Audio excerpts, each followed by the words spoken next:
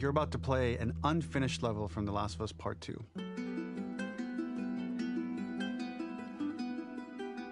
The reason we added this section is there are a few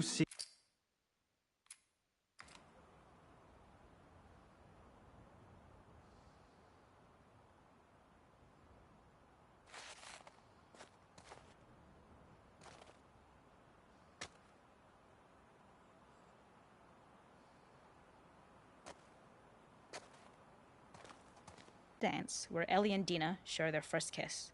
Then we would play through Farm, and when Ellie plays the guitar at night, she would remember the Seth incident. So, the opening for this was a little tricky. We needed it to match at least a little what you might expect emotionally coming from prior beats, because we were already purposefully disorienting you in time and space. Remember, you just came from this huge fight.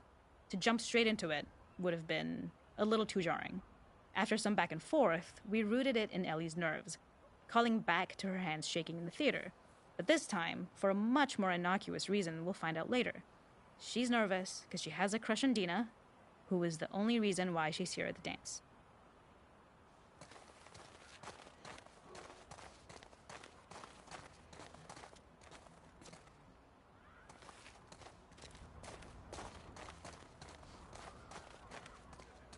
Something we really wanted to do was highlight the way their lives had turned upside down since she went down this path. We had this idea of recontextualizing all of our usual gameplay mechanics that were designed for really violent ends. The workbench, door bashes, throwable weapons, and even the infected, which is my personal favorite. Peppered throughout the level are moments of levity or shared history, all the while seeing how happy and mundane they all were before her huge revenge odyssey.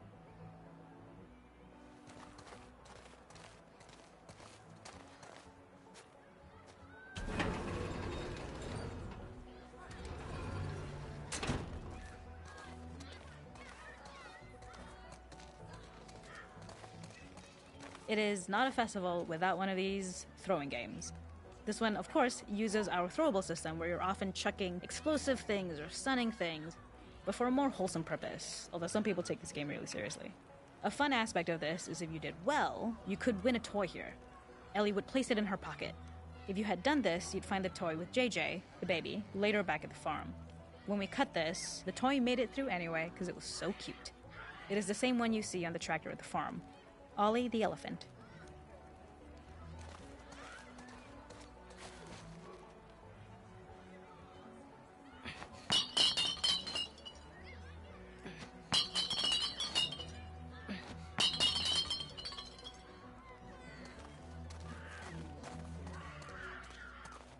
This is one of my favorite sections because I think that it achieves both the slice-of-life aspect of Jackson while also being a stark reminder of how dark the world that they live in really, really is. To attract attention and curiosity, one of the kids was supposed to make this adorable, messed up little clicker impression, and the others would giggle. We tried a version where if you got close enough, the kid might try to follow you a little before turning back. Since clickers are blind and move by echolocation, for this game of messed up tag, Ellie must close her eyes and listen for when the children give themselves away. The thought was that these kids are in relative safety. They still grow up with the dangers of clickers and runners, and all those lessons would embed themselves in the games that they play. When the festival got cut, they tried to preserve this moment and move it to the front of the game where they could be more effective. For me, it's character illuminating that not only does Ellie know this game, she plays along. There's a familiarity with the kids that's really nice to see, especially because it's such a difference from the Ellie we see later, who has a sort of hollow normalcy that she's trying to get with JJ, but kind of fails.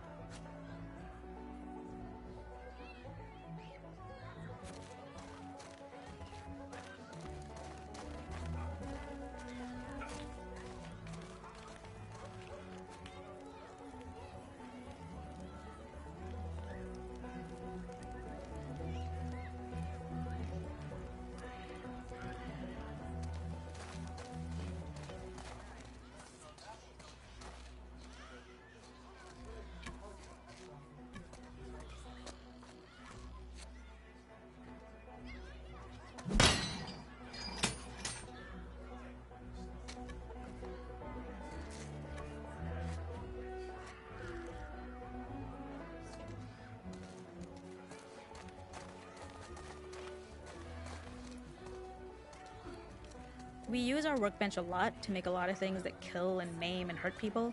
Here, we had the silly idea of using the same feel, harkening back to the same animations, using the exact same UI to instead fix a drink. Like the workbench, you could pick your base, and then you could add something to it. And at the time, we had some different reactions from Ellie based on how strong you chose to make the drink. Something we wanted to prototype, though, before it got cut, was picking up some ingredients around to add, like a lime or maybe a bottle of someone's favorite whiskey or salt, like you were earning upgrades. We also toyed with having Ellie carry around the drink you made and occasionally sip it, psyching herself up to go talk to Dina inside because she's nervous. It got too noodly though, because she would need to keep placing it somewhere before she did anything, so it would have ended up more trouble than it was worth.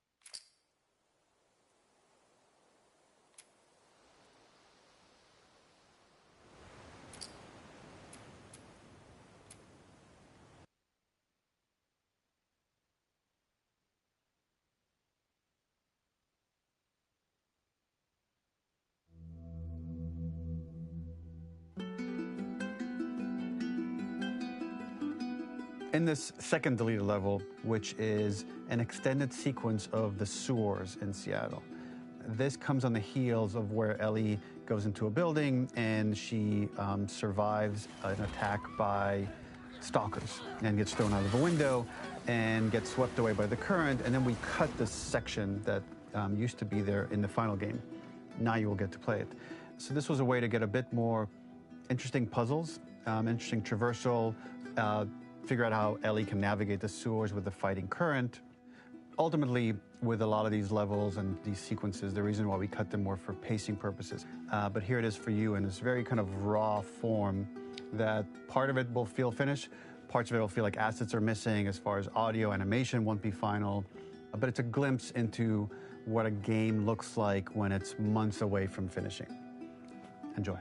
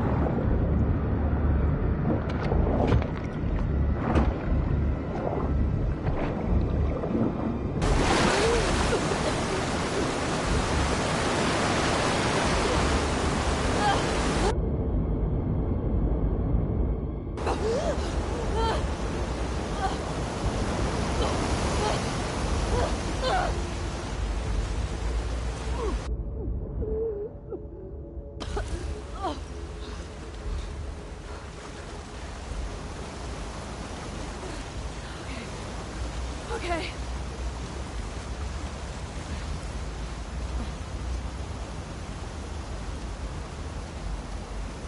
Verdammt, Seattle. Okay. Wo zur Hölle bin ich? The ladder acts as an immediate goal for the solution, but then another positive to identify the next short-term goal of the doorway. Okay. By alternating between these opposing values, we give players what they expect, but not how they expect it.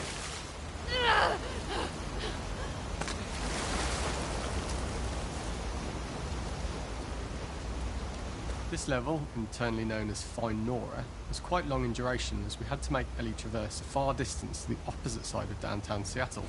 The sewer section was originally longer than what we released the game with, approximately 10 minutes more. This was one of the few areas of the game that used water flow as part of a traversal puzzle. The player has to go upstream to use the current to get to the platform to reach the other side. We mostly cut this mechanic game-wide, however it remained in essence in the section swimming to the aquarium as Ellie when you were avoiding the waves.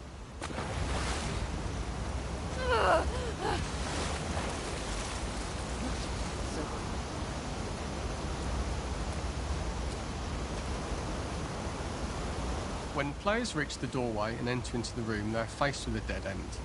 The real reason for this dead end room is that on the reversal, when exiting back out of the doorway, players are faced with the route onwards. A pipe that they'd not been able to see when they were swept past it on the way in, and something that was hidden from view when on the side platforms. The intention here being that the only option is to go off the standard path in order to search for a way out. Was haben wir hier?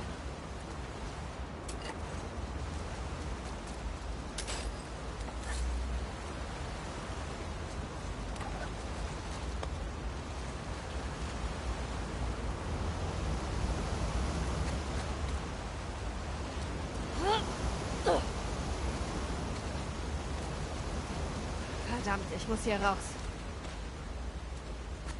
Throughout the rest of the level, we also used light to indicate to the player that they were heading in the right direction.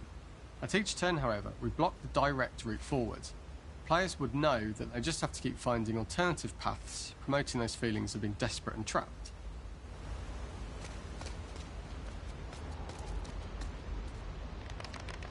We slowly introduced the player to consider climbing into smaller pipes and crouching in these tight spaces. This is to slowly build up to, and encourage, the player to climb into such a small pipe that they'd have to be crawling on their stomach, which is something that the player previously may not have recognised as a playable space, let alone the desired route they need to take. We added a tiny space just to reward the player's exploration with a pickup item, and we made sure it was something that made sense that you'd find in this area. A canister and all the garbage that had been washed into the sewers from the surface. We loved the idea of making Ellie prone through a tiny dirty pipe in order to get out, as it was a great opportunity to use our prone mechanic. A unique camera setup was created to support crawling in these pipes, as the standard prone camera is much higher above the player. We also created custom collision in order for Ellie to manoeuvre in these tight spaces easily. Initially, the oblong collision capsule around her character caused issues crawling around corners. We put extra effort into the custom corner collision so the movement experience is as smooth as the main game. In order for the player to feel cramped, claustrophobic and desperate, we'd been enforcing the traversal mechanics that allow for a tight environment which promote these feelings. We introduced the use of the squeeze through so that we can keep the player feeling enclosed and tight, but without repeating the same geometry. Here we changed from low ceilings with wider walls to high ceilings and tight walls to change up the spatial pacing and keep the level from repeating itself.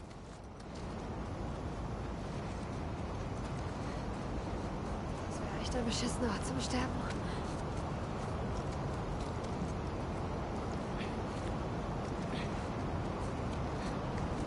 Originally, we had the waterline much higher here, so players had to swim through this tight tunnel. However, from watching user test feedback, it was occasionally causing people to discount the route entirely and turn back on themselves. So to avoid any risk of this happening in the final game, we present a lower water level so the tunnel is easy to see and commit to using. Although this isn't as impactful without the prone swim, it's the better decision as it means a smoother experience for the player with no backtracking frustration. We draw the player towards this pipe as it is seemingly the route out of the tight space. Fairly soon it is obvious that this path is blocked. If the player goes all the way up to the bars that block the path, they are rewarded with a pickup so this journey doesn't feel wasted. It is important to encourage the player to try to progress along this path so that they would subtly be thinking of progress in this direction. We hint to the player that there is a bigger, new space beyond this pipe by showing the player the waterfall. This helps players consider the other route where they don't know how far the tunnel is or whether they'd make it. As we surface from the water and over the crest of the slope, we reveal what is further in this tunnel. A clicker that has sprouted and fungus has grown on the sides of the pipe. It was great to see people who user tested this area becoming increasingly worried as we forced the player to squeeze past the fungus and inches away from the clicker's face, all the time not being sure whether the clicker might be alive or attack them. Although we aren't as cruel as to force a clicker attack in such close proximity, we do have a payoff for this moment. This clicker momentarily turned into Joel to show Ellie's PTSD from what happened to Joel at the start of the game. Ultimately, we decided to save this moment for the farm level, as it was more impactful there because it could become the centrepiece of that experience. Whereas in the sewers, we weren't able to make it as much of a narrative point and give it the breathing room and reaction time that it deserves, given the tight space.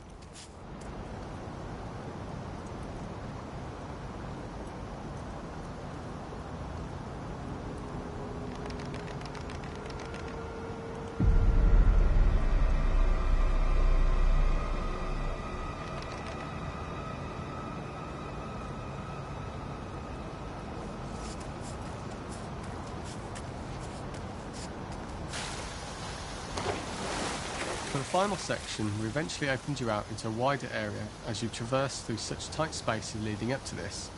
So changing the environmental pacing makes it begin to feel like we're coming to the end of Ellie's ordeal. An earlier iteration used the current that we'd shown at the start for a slightly tougher traversal puzzle to conclude the sewers. The ladder was clearly visible from most of the area, but the player was faced with a fast-flowing torrent of water they couldn't cross. If the player attempted to jump into the water, they were not able to swim across the ladder due to the water's speed. But instead, they had to traverse the pipe running along the top of the space in order to get across the water.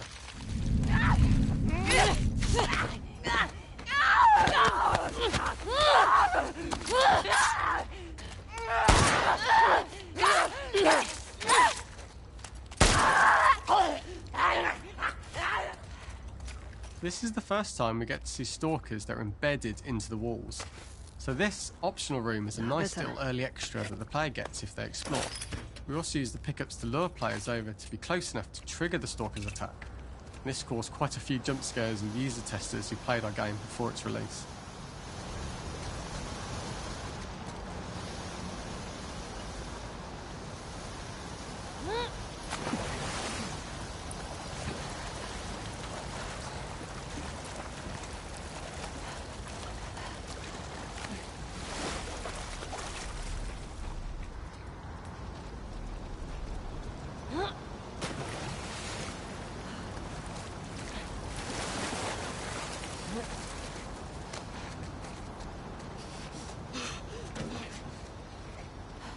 Using this pipe was retained in the iteration we shipped with, as it's the last of the extreme methods Ellie has to undergo in order to escape the sewers, and what she will go through in her pursuit of revenge.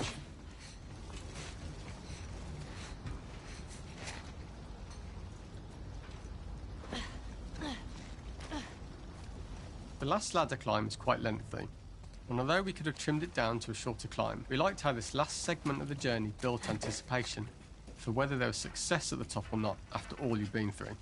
Ultimately, the ladder exits out into the subway station, which is how it connects in the final game. Ellie then has to find her way to the hospital from here, crossing paths with the scars for the first time.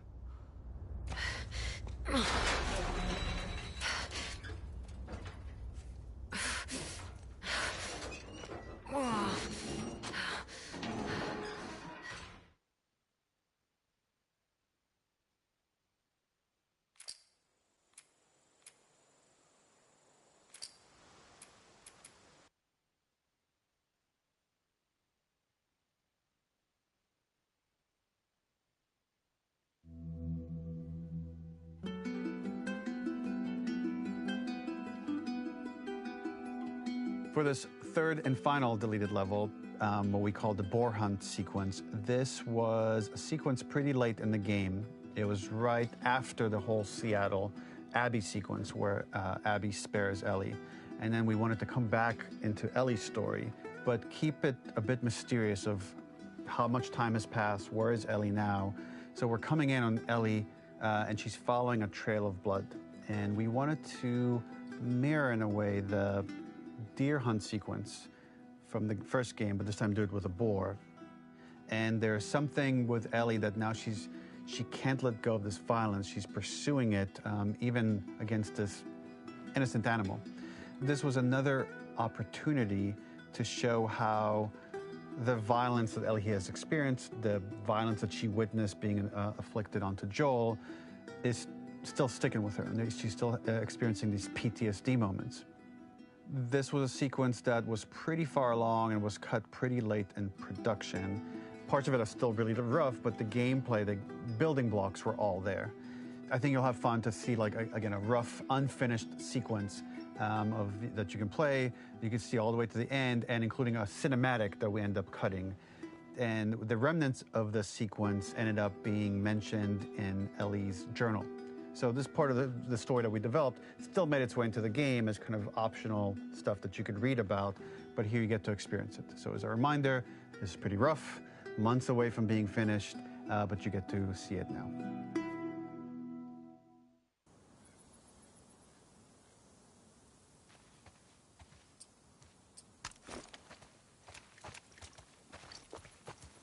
So the boar hunt was one of the hardest levels for me to work on. It was a huge challenge with the systems that we had, and we kept trying, but it never felt quite right. Originally, the level happened after the Jackson Festival, which also got cut, but before Farm. Once the festival got cut, it became the prologue to Farm. The intended experience is that we jump forward in time after the fight with Abby in the theater. We don't know where Dina is. We likely assume she's dead because she was just bleeding out. Ellie is alone. Her hair is short. So maybe this is the future or the present. And she's hunting. Hunting who? Abby still?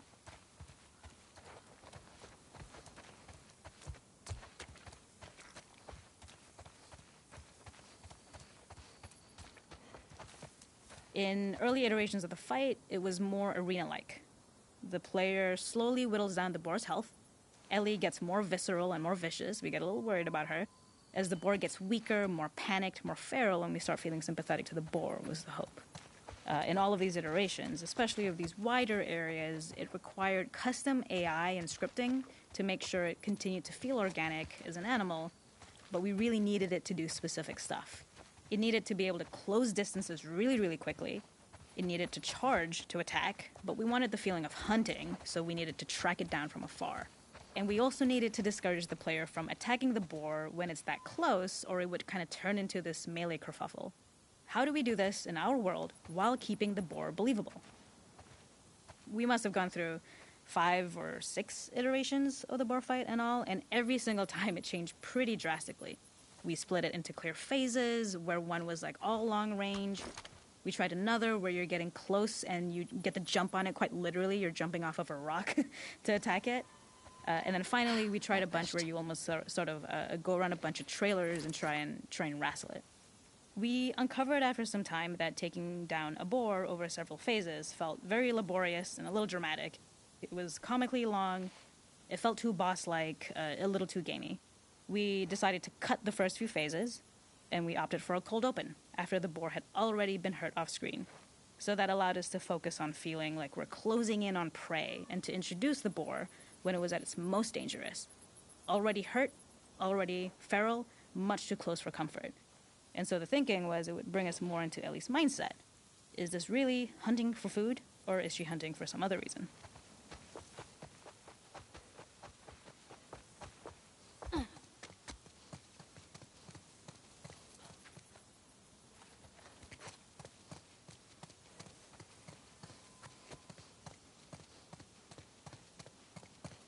The gas station was built to highlight the boar's destructiveness. Since it's cramped, the boar feels larger. We also feel trapped with it, though perhaps it's trapped with us. When it charges, it gets to us quickly, so we must be on our toes. This made it more aligned with Ellie's sort of hunting for trouble mindset. Listening became more important, as well as moving around slowly so it didn't hear you. Could you spot it before it saw or heard you? And could you get a shot off quickly enough so you could dodge out of the way? Or is the shot worth the cost after? It feels like a gamble. By the end of the fight, everything would likely be in shambles. The boar would burst through the back, and Ellie would follow it and finally enact revenge. Okay. Ich seh nichts. Fuck!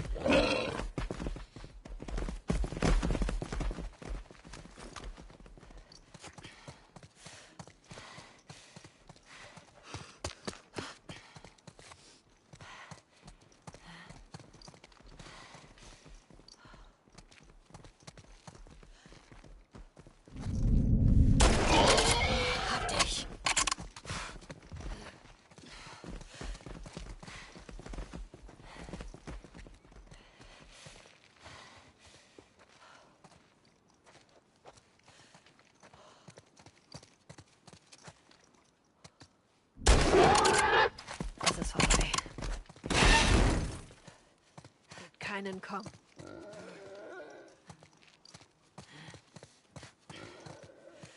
The boar kill was supposed to be anything but glorious. With the boar whimpering at the back of the gas station after Ellie's relentless hunt. After this, hearing the drone that we kind of come to associate with Ellie's trauma, we would hard cut to the stream where she's washing her hands and holding rabbits that she hunted, about to return to Dina. And there would be no mention of the boar.